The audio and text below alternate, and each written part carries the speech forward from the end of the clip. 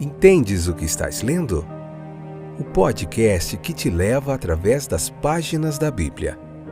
Livro por livro. Capítulo por capítulo. Uma exposição bíblica emocionante. Aperte os cintos e embarque comigo nesta viagem.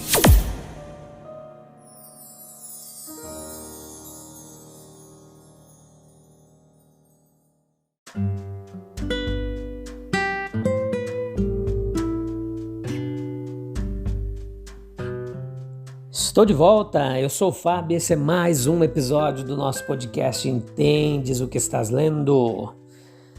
Meu bem-vindo a você, meu amigo, minha amiga, que tem sido os nossos companheiros nesta viagem através das páginas da Bíblia. Hoje vamos continuar falando um pouquinho de João Batista. Evangelho segundo São João, capítulo 1, a parte 6, episódio de número 83 da segunda temporada do nosso podcast. Sido uma jornada fantástica de aprendizado da palavra de Deus. Quem és tu? Foi a pergunta ali, né? Essa pergunta, ela implicava que é melhor ser questionado por qualquer motivo do que não ser questionado de forma alguma. Você pode ler o versículo 19 ao 23 do capítulo 1 de João e depois ouvir essa explanação para você compreender melhor. Beleza? É melhor para o questionado, isso prova que sua presença e esforços despertam atenção. Esse era o caso do Batista agora. Alegrou seu coração que uma delegação viesse e o questionasse.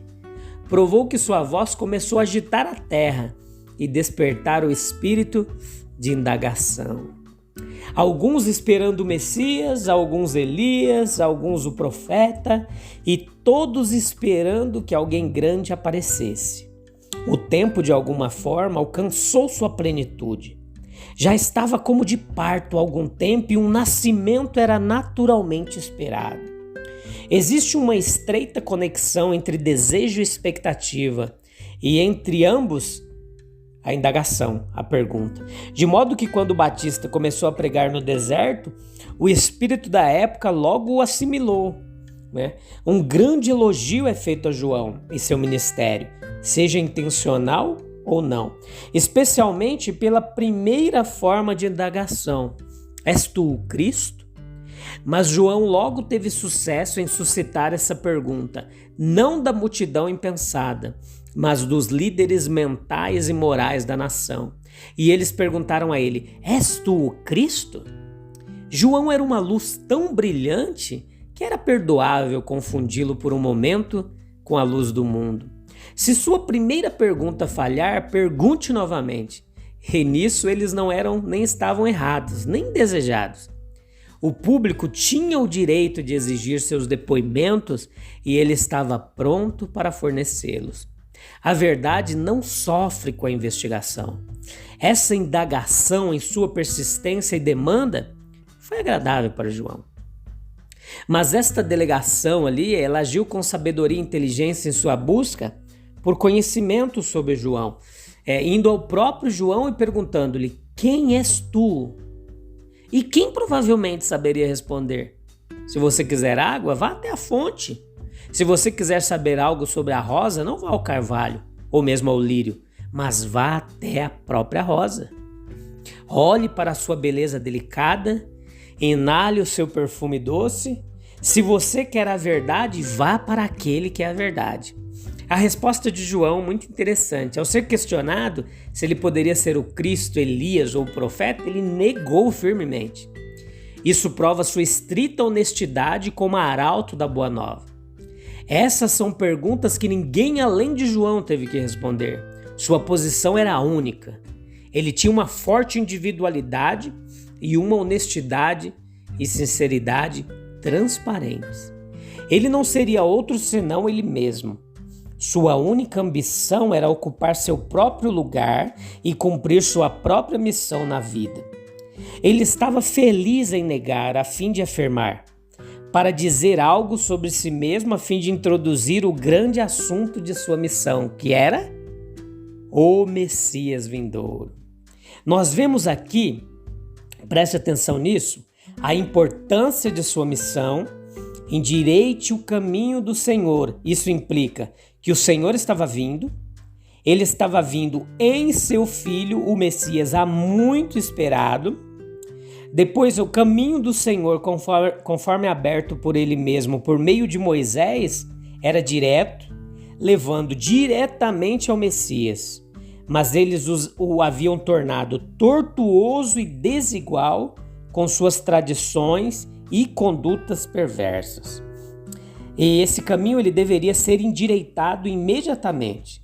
E esse era o seu dever solene, e isso eles foram chamados a fazer por meio da preparação adequada, por um arrependimento, por uma reforma radical e por uma limpeza interior.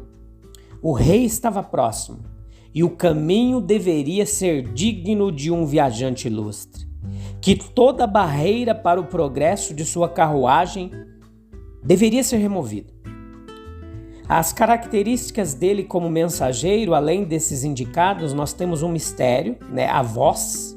Ele era a voz, ele era um mistério para si mesmo e para os outros, nascido e criado no deserto, mantendo uma comunhão mais estreita com o céu do que com a terra, com Deus do que com os homens, com antigos profetas do que com sua própria família, tendo sonhos desde a juventude de uma missão divina que repentinamente explodiu em uma voz como com um estrondo de um trovão no deserto. As pessoas ouviram, maravilharam-se e foram levadas a inquirir. E nesse turbilhão de excitação, ele era meio mistério para si mesmo e a outra metade para os outros. Como se dissesse: você suspeitou que eu fosse o Cristo, Elias ou o profeta. Eu não sou, eu sou apenas a voz de alguém que clama. Com João não era o mensageiro, mas a missão. Não o arauto, mas o rei vindouro. E sempre deve ser assim. O ministro é apenas a voz, o arauto do rei, a expressão auditiva do pensamento divino para ser ouvida em vez de vista. Ele era um arauto com uma mensagem divina e tinha voz para publicá-la. Não devemos resmungar porque não temos alguns dons.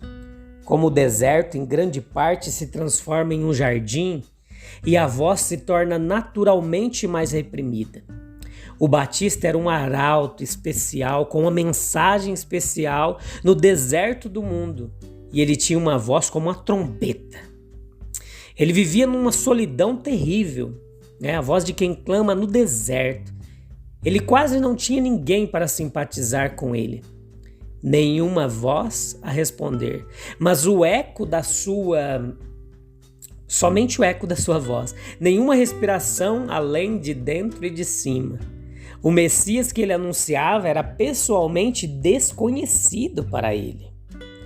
Grandes reformas começaram com alguns, com um, e aquele sozinho carregando uma tocha solitária através de uma cena de escuridão densa.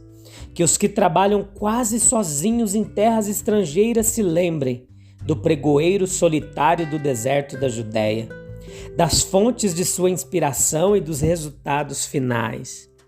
Uma terrível seriedade. Sua mensagem queimou como fogo com sua alma, estremeceu em seus lábios e trovejou em sua voz. Todo o seu ser estava fundido na fala. Sua cabeça e pés, seu rosto, seus olhos, especialmente sua vestimenta estranha falava, de modo que ele não poderia dar um relato melhor de si mesmo do que dizendo: eu sou a voz. O observador deve ser todos olhos, o ouvinte todos ouvidos, mas o arauto toda voz. Que o pregador esteja totalmente concentrado no estudo, mas apenas com a voz.